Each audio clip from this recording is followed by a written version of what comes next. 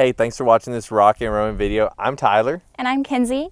Today we're going to talk about how it is to live with your spouse or significant other in a RV or small space and give you some tips on how we compromise with it. Tell us in the comments what would be the hardest part for you and your spouse or boyfriend or girlfriend to live 24/7 in a 200 square foot RV together. If you want to see more great RV, outdoor, and travel content, please subscribe.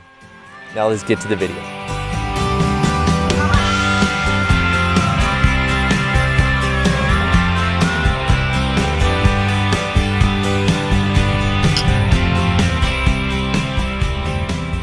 One of the first questions people ask us when they find out that we live together full-time in this tiny little trailer is, how can you stand to be around each other all the time? And they ask it like it's a bad thing, but it's not a bad thing. How can you not want to spend all of your time with the person that you love the most? When we first got married, we were working two separate schedules. I would go in from 4 a.m. and get off at about 1, and Kinsey would go into work at 1 and get off at about midnight. So we really almost never saw each other. Even though we slept in the same bed, it was almost being more like roommates than husband and wife.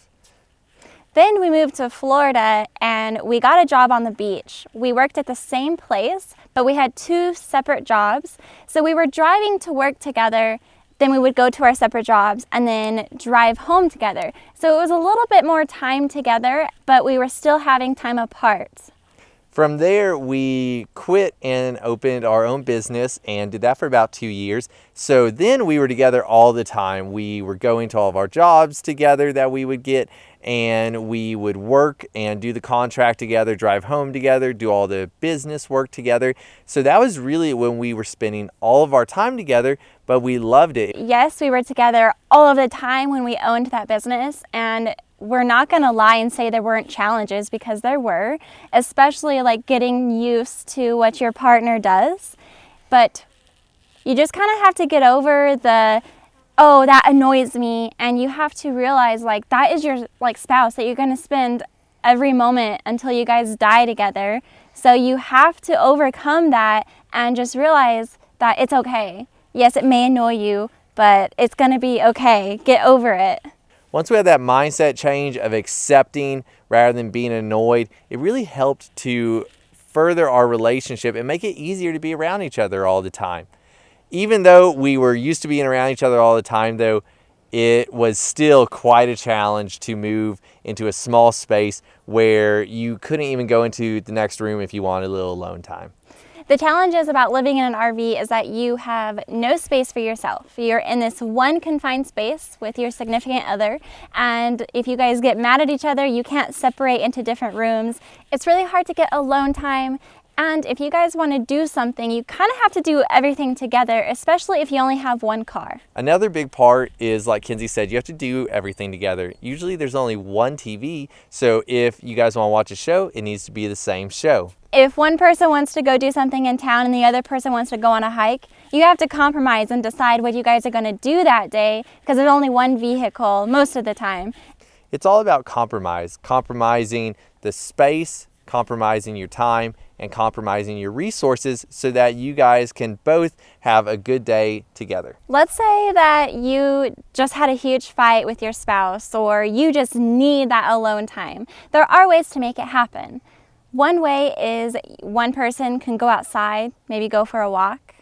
Or a person could take the car into town to go get groceries, or maybe something that you guys need. You can go and do your favorite hobby, maybe do yoga outside, take a dog for a walk. But the good part is, after you have that little bit of alone time to think, you always have to come back to the RV, and you guys always have to resolve it. It really does help that being in such a small space, it feels silly to give each other the silent treatment. So usually I find that we actually resolve any issues a lot quicker because we kind of have to. You know, it's kind of hard to be mad with someone and have this tension when you're having to walk like right by each other and scooch past each other all the time. Now we're going to go into a few helpful tips to solve problems before they even happen. Tip number 1 is communication. For Tyler and I, communication is key in sustaining a healthy relationship with your spouse. If something is bothering you that your spouse does, instead of bottling it up, communicate with your spouse and let them know that it bothers you. It'll be 10 times worse if you let it bottle up and you blow up one day out of the blue rather than just saying it right then and there that it bothers you, so you guys can communicate and work on what bothers you. And the same goes for your other partner. Whatever bothers them, you need to listen to them and respect that it bothers them so you guys can work together and work on those issues. There are some things that are little that you may have to let slide because we're not all perfect and we can't do everything that our spouse wants us to do.